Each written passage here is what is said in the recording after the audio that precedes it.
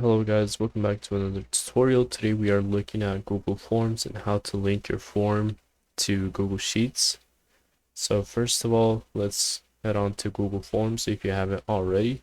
After you're on Google Forms, open up your form that you created or create one real quick and open it up. So I created one earlier. I'm just going to click on it. And then I have only two questions, but we are now looking at how to make this. So I'll just go on.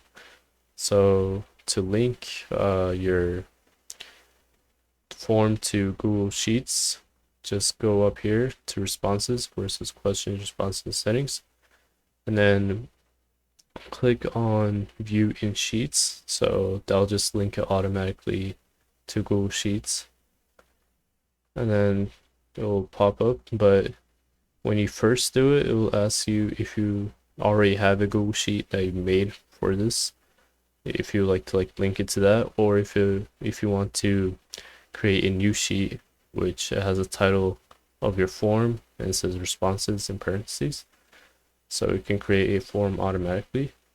And when it does create the form, it shows the responses here, so the questions here as well.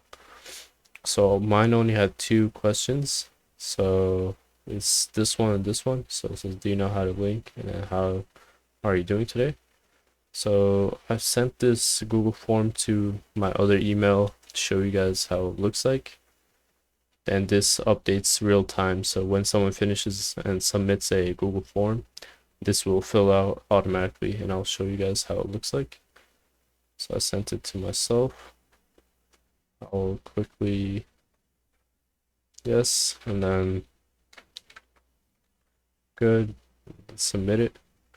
Then it says it has been recorded. And let's go on to our Google Sheets that we just linked and created.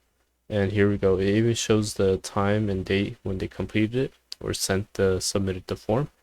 And it shows a response to each of the questions. So if you have more questions, it will just fill up here and show the responses here.